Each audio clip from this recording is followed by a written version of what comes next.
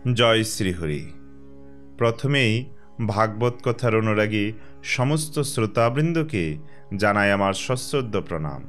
অতপর যার কথা পাঠ ও শ্রবণে ভগবান অতীব প্রসন্ন হন, সেই গ্রন্থরাজ শ্রীমদ্ ভাগবতের বন্দনা করে শুরু করছি শ্রীমদ্ ভাগবতের তৃতীয় স্কন্দের ৫ম অধ্যায় সনকাদি মুনিগণের জয় বিজয় কেশব। তাই সবাইকে মনোযোগ সহকারে শ্রবণ করার অনুরোধ রইল। তার আগে অমৃত কাদম্বিনী চ্যানেলটি সাবস্ক্রাইব না করলে এখনই সাবস্ক্রাইব করুন আর নিত্য ভাগবত কথা শ্রবণ করুন। ওম নমো ভগবতে বাসুদেবায়। নারায়ণং নমস্কৃত্যং নরং চৈব নরোত্তমং দেবীং সরস্বতীং ব্যাসং ততো জয়মুদীরয়ে। সংসার বিজয়ী গ্রন্থ শ্রীমদ্ ভাগবতের উচ্চারণ করার পূর্বে পরমেশ্বর ভগবান নারায়ণ সর্বশ্রেষ্ঠ মানব নরনারায়ণ ঋষি নামক ভগবত অবতার বিদ্যাদেবী সরস্বতী এবং ব্যাসদেবকে আমি আমার সশ্রদ্ধ প্রণতি নিবেদন করি। হরি ওম তৎসৎ। মৈত্রেয় মুনি বললেন, হে বিদুর, দিতির মনে ভয় ছিল যে তার ছেলেরা দেবতাদের পীড়ন করবে। সেই জন্য কশ্যপ মুনির পরশৌর্য বিনাশক বীর্য তিনি ১০০ বৎসর যাবৎ নিজের গর্ভে ধারণ করে রাখলেন। সেই গর্ভস্থিত তেজের দ্বারা জগতের সূর্যাদির প্রকাশ স্তিমিত হতে লাগল এবং ইন্দ্রাদি লোকপালগণও হতপ্রভ হয়ে পড়লেন। তখন তারা ব্রহ্মার কাছে গিয়ে বললেন যে 10 দিকে অন্ধকারের দরুন চরম বিশৃঙ্খলা হচ্ছে। দেবতারা বললেন, হে প্রভু, কাল আপনার জ্ঞান তিরোহিত করতে পারে না, তাই আপনার কাছে অজ্ঞাত কিছুই নেই। আপনি এই অন্ধকারের কারণও নিশ্চয়ই জানেন। আমরা তো এই অন্ধকারে খুবই ভীত হয়ে পড়েছি। হে দেবাদিদেব, আপনি বিশ্বস্রষ্টা এবং সমস্ত লোকপাল শিরোমণি। আপনি উৎকৃষ্ট অপকৃষ্ট সব প্রাণীদেরই মনোভাব অবগত আছেন। হে দেব, আপনি বিশিষ্ট জ্ঞানবল সম্পন্ন। মায়া দ্বারাই আপনি চতুর্মুখ রূপ এবং রজগুণ গ্রহণ করেছেন। আপনার উৎপত্তির কারণ কেউই জানতে পারে না। আমরা আপনাকে নমস্কার করি। এই সম্পূর্ণ ভুবন আপনার মধ্যে স্থিত। কার্যকারণ রূপ সমস্ত প্রপঞ্চ আপনার দেহ, কিন্তু প্রকৃতপক্ষে আপনি এই সবেরই অতীত। সমগ্র জীবের উৎপত্তি স্থান স্বরূপ আপনাকে অনন্যভাবে যে সব সিদ্ধযোগী ধ্যান করেন তাদের কোনো কিছুরই ন্যূনতা থাকতে পারে না, কারণ তারা আপনার কৃপা প্রভাবে কৃতকৃত্য হয় এবং প্রাণ ইন্দ্রিয় মনকে বশীভূত করে যোগসিদ্ধ হয়ে যায়। দড়ি দিয়ে বাঁধা বলদের মতো এই সমস্ত প্রজাগণ আপনার বেদবাণীর বশবর্তী হয়ে আপনার প্রতিষ্ঠিত নিয়ম পালন করে আপনাকে পূজা উপহারাদি সমর্পণ করে। আপনি সর্বনিয়ন্তা মুখ্য প্রাণ, আপনাকে নমস্কার করি। হে বিরাট পুরুষ, এই অন্ধকারের ফলে দিন রাতের প্রভেদ অস্পষ্ট হয়ে যাচ্ছে এবং ত্রিভুবনে লোকের বিহিত ধর্মকর্মাদি লুপ্ত হবার পথে। লোকেরা কষ্ট পাচ্ছে, তাদের মঙ্গল করুন এবং শরণাপন্ন আমাদের প্রতি কৃপাদৃষ্টিপাত করুন। হে দেব, ইন্ধনে পতিত অগ্নি যেমন বাড়তেই থাকে, সেই রকমই কশ্যপ নিহিত বীর্য সম্পন্ন এই দিতির গর্ভ দিকসমূহকে অন্ধকারচ্ছন্ন করে ক্রমশ বর্ধিত হচ্ছে। মৈত্রেয় মুনি বললেন, হে মহাবাহু বিদুর, দেবতাদের প্রার্থনা শুনে ব্রহ্মা ঈষৎ হেসে তার মধুর বাণী দ্বারা সকলকে আনন্দিত করে বলতে লাগলেন। ব্রহ্মা বললেন, হে দেবগণ, তোমাদের অগ্রজ আমার মানসপুত্র সনকাদি ঋষিগণ সংসারে নিষ্প্রিয় হয়ে আকাশমার্গে বিচরণ করছিলেন। কোনো এক সময়ে তারা ভগবান শ্রীহরির সর্বলোকপূজিত বৈকুণ্ঠ ধামে গিয়েছিলেন। সেই বৈকুণ্ঠ ধামে সকল পুরুষই শ্রীহরির মতো বিগ্রহধারী হয়ে বাস করেন। সেখানে সেই সব পুরুষই অবস্থান করেন যারা অন্য সব কামনা বাসনা পরিত্যাগ করে কেবলমাত্র ভগবচ্চরণ স্মরণরূপ কামনা রেখে ধর্মানুষ্ঠান দ্বারা তার আরাধনা করেন। ওই বৈকুণ্ঠে বেদ প্রতিপাদিত সরৈশ্বর্যশালী ধর্মমূর্তি শ্রী আদিনারায়ণ ভগবান ভক্তগণকে সুখ প্রদানের জন্য শুদ্ধ সত্যময় স্বরূপ ধারণ করে সর্বদা বিরাজ করছেন। সেই বৈকুণ্ঠে নিঃশ্রেয়স নামে একটি কানন আছে। সেটি যেন মূর্তিমান মোক্ষস্বরূপ। সেই কানন সর্ববিধ কামনা পরিপূরক, বৃক্ষাদিতে শোভিত এবং যুগপৎ 6 ঋতুর সম্পদযুক্ত। সেই কাননে বিমানচারী গন্ধর্বগণ সস্ত্রীক নিজেদের প্রভুর পবিত্র লীলা কীর্তন করেন, যা সমস্ত লোকাদির কুলুজ বিনাশ করে।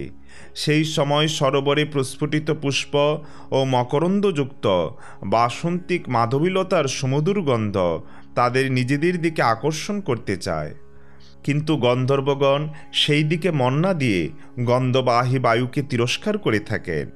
সেই স্থানে যখন ভ্রমররাজ উচ্চস্বরে গুঞ্জন করে যেন হরিকথা কীর্তন করে, সেই সময় কপোত, কুকিল, সারস, চক্রবাক, পাপিয়া, হাঁস, শুক, তিতির এবং ময়ূরদের কোলাহল ক্ষণকালের জন্য বন্ধ থাকে, কারণ মনে হয় যেন সেই পাখিরাও হরিকথা শ্রবণেচ্ছু হয়ে ভ্রমররাজের গুঞ্জনকে সম্মান জানিয়ে পরমানন্দে ক্ষণকাল মৌনভাবে অবস্থান করছে। ভগবান শ্রীহরি তুলসী পাতা দ্বারা নিজ শ্রীবিগ্রহকে শোভিত করেন, তুলসীর গন্ধেরই প্রভূত সমাদর করেন। তা দেখে মন্দার, কুন্দ, কুরবক, উৎপল, চম্পক, অর্ণ, পুন্নাগ, নাগকেশ্বর, বকুল, অম্বুজ এবং পারিজাত ইত্যাদি পুষ্প সকল সুগন্ধযুক্ত হওয়া সত্ত্বেও তুলসীর তপস্যাকেই অধিক সমাদর করে। সেই বৈকুণ্ঠধাম বৈদুর্য, মরকতমণি এবং স্বর্ণরচিত বিমানসমূহে পূর্ণ। এগুলি কোনো পুণ্যকর্ম অনুষ্ঠানের দ্বারা নয়, কিন্তু একমাত্র শ্রীহরির পাদপদ্ম বন্দনার ফলেই লব্ধ। সেই সব বিমানরোহী কৃষ্ণগত প্রাণ ভক্তদের চিত্তে বিপুল নিতম্বশালিনী, সুমুখী সুন্দরী রমণীগণের মৃদুহাসি এবং পরিহাসাদি বিলাসও কামবিকার উৎপন্ন করতে সমর্থ হয় না। যে পরম সৌন্দর্যশালিনী লক্ষ্মীদেবীর অনুগ্রহ লাভের জন্য দেবগণও প্রযত্নশীল, সেই লক্ষ্মীদেবী শ্রীহরির ভবনে চপলতা দোষ পরিত্যাগ করে শ্রীরা হয়ে থাকেন। যখন লক্ষ্মীদেবী নূপুর ধ্বনিতে নিজ পাদপদ্ম মুখরিত করে হস্তস্থিত লীলাকমল সঞ্চালিত করেন, সেই সময় ওই কনক ভবনের স্ফটিকমণ্ডিত ভিত্তিতে তার প্রতিবিম্ব প্রতিফলিত হয়ে মনে হয় যেন তিনি শ্রীহরির আলয়ে একজন গৃহমার্জনাকারিণী। হে প্রিয় দেবগণ, ওই বৈকুণ্ঠে শ্রী শ্রী লক্ষ্মীদেবী দাসীদের নিয়ে নিজ উপবনে তুলসী পাতা দ্বারা ভগবানের পূজা করেন। তখন সেখানকার নির্মল জলযুক্ত সরোবরের প্রবালমণ্ডিত তটে বসে নিজের চূর্ণ কুণ্ডল বেষ্টিত সমুন্নত নাসিকা শোভিত সুন্দর মুখকান্তি জলে প্রতিবিম্বিত দেখে এই আননে শ্রী ভগবান চুম্বন করছেন, এই ভেবে সেটিকে বড় সৌভাগ্যশালী মনে করেন। যেসব পাপী ব্যক্তি পাপাহারী ভগবানের লীলাকথা পরিহার করে অর্থ কাম সম্বন্ধীয় নিন্দিত কথা শ্রবণ করে, তারা সেই বৈকুণ্ঠ লোকে যেতে পারে না। হায়, সেই হতভাগ্যগণ যখন এই সব অসার কথা শ্রবণ করে, তখন সেই সব কথায় তাদের পুণ্য নষ্ট হয় এবং তারা আশ্রয়হীন নরকে পতিত হয়। আহা, এই মনুষ্য জন্মের অপার মহিমা! দেবলোকবাসী আমরাও এই মনুষ্য জন্মের জন্য লালায়িত থাকি। এই মনুষ্য জন্মের দ্বারাই তত্ত্ব জ্ঞান লাভ ও ধর্মপ্রাপ্তি সম্ভব। এই জন্ম পেয়েও যে পামর ভগবানের আরাধনা না করে, সে আসলে সেই ভগবানের সর্বত্র পরিব্যাপ্ত মায়াতেই মোহিত হয়ে থাকে।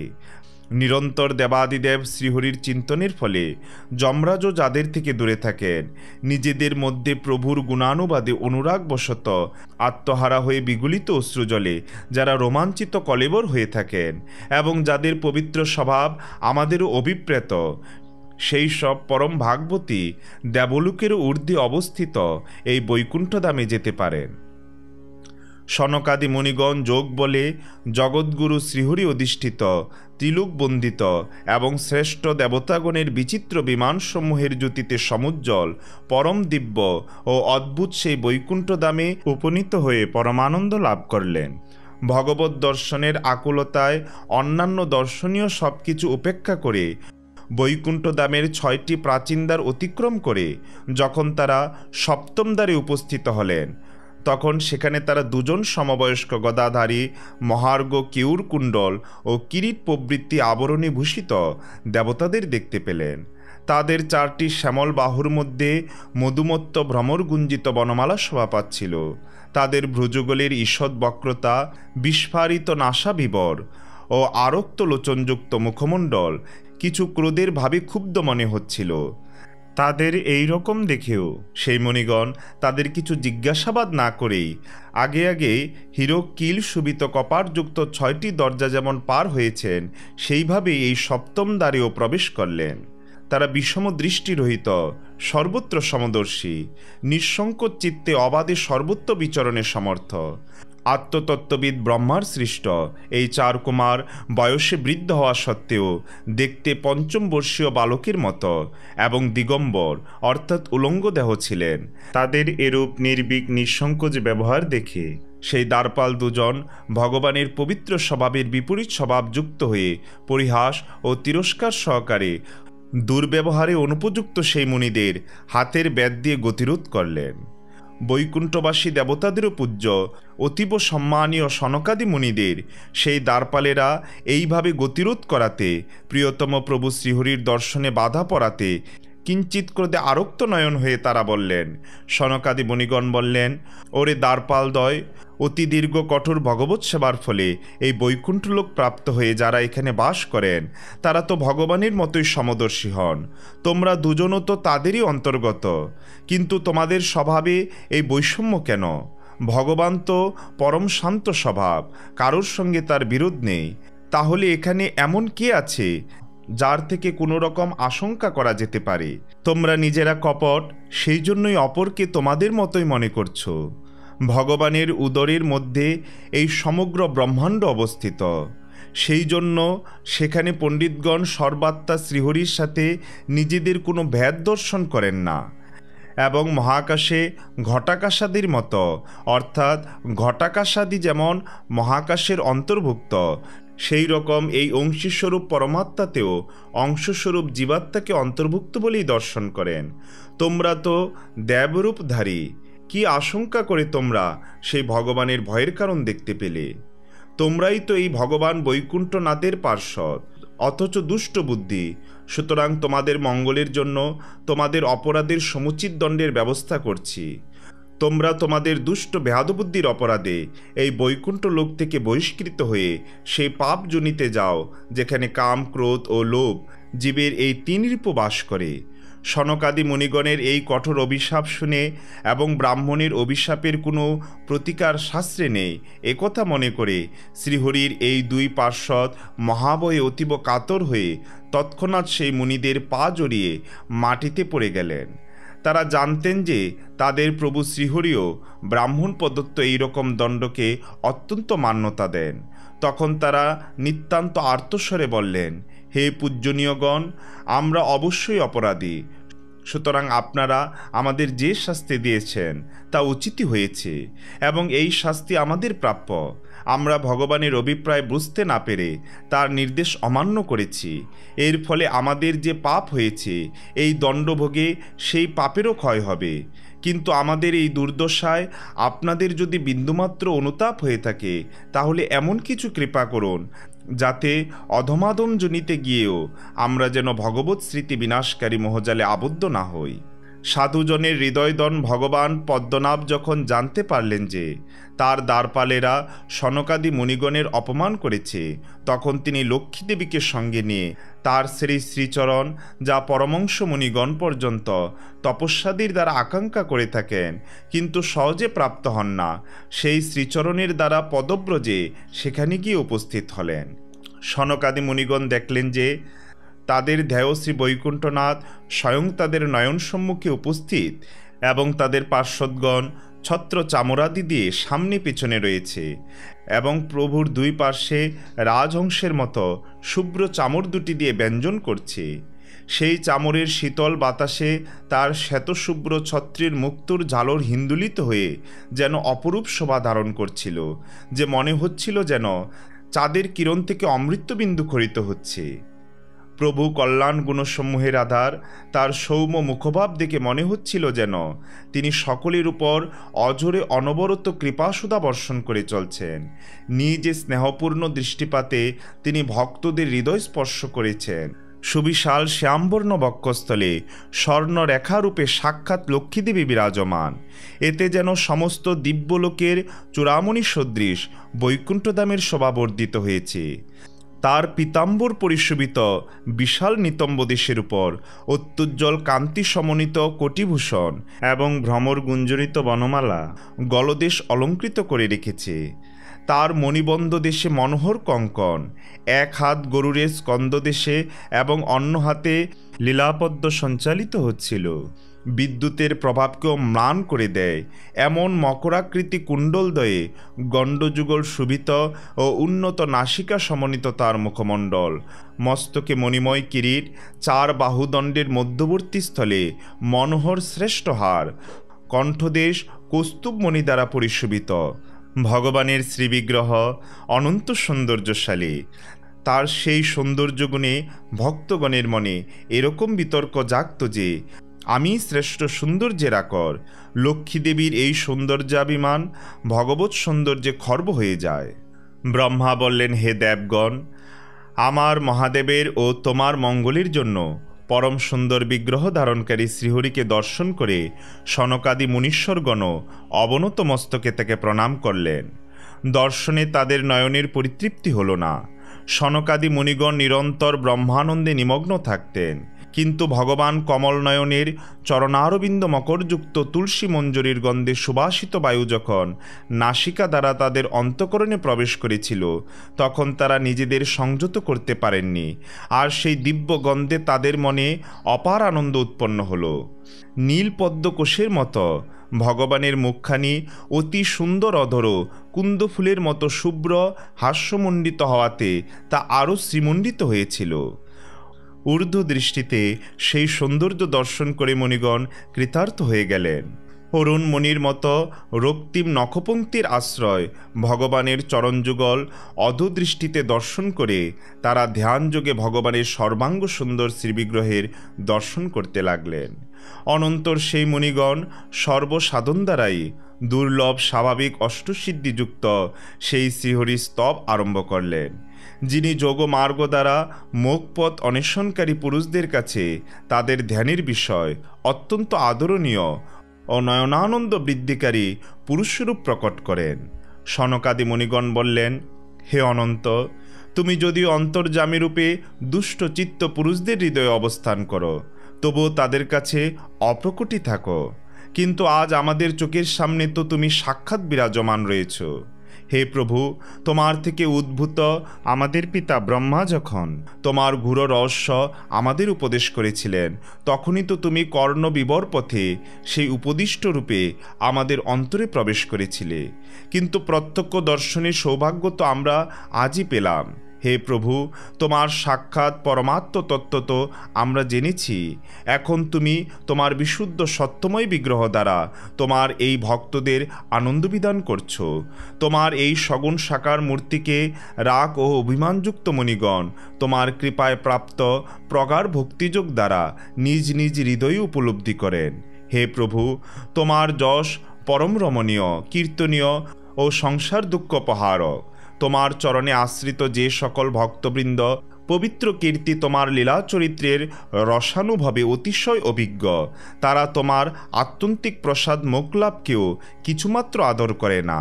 সুতরাং যারা তোমার ভ্রুভঙ্গি মাত্রেই ভীত হয়ে থাকে, সেই সব ইন্দ্রাদি পদের ভোগের ব্যাপারে আর কি বলা যেতে পারে?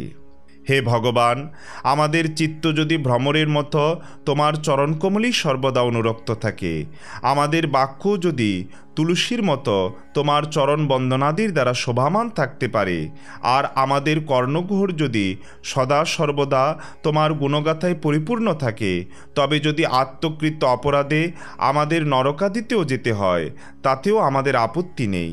হে বিপুল কীর্তি সম্পন্ন পরমেশ্বর, তুমি আমাদের কাছে এই যে তোমার মনোহর রূপ প্রকট করেছ, তা দেখে আমাদের নয়ন অতীব পরিতৃপ্ত হল। বিষয়াসক্ত অজিতেন্দ্রীয় পুরুষের পক্ষে এই রূপের দর্শন অত্যন্ত কঠিন। তুমি সাক্ষাৎ ভগবান এবং সেই রূপে তুমি সুস্পষ্টভাবে আমাদের চোখের সামনে দর্শন দিয়েছ। আমরা তোমার এই রূপ প্রত্যক্ষ অনুভব করছি। আমরা তোমায় প্রণাম করছি। ওম তৎসৎ ইতি শ্রীমন মহর্ষি ব্যাসদেব প্রণীত পারমহংসী সংহিতা শ্রীমদ্ ভাগবত পুরাণের তৃতীয় স্কন্দের ৫ম অধ্যায় সমাপ্ত।